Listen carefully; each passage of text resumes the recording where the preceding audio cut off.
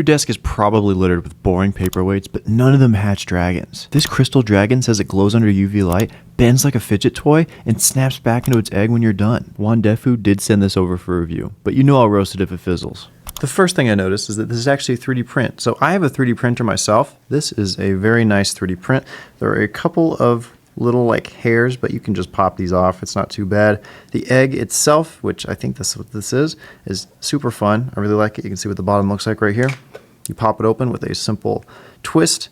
You can see the inside of the lid right there, and you can see the dragon itself. Take a look at this. Look how long this thing is. Crazy. I really like this. Obviously it's a 3D print, so it's as well made as 3D printed plastic can really be, but saying that, it is still very well made. I really like how satisfying it is. It's kind of fun to mess with, and these little blue pieces are glow in the dark, which is pretty cool.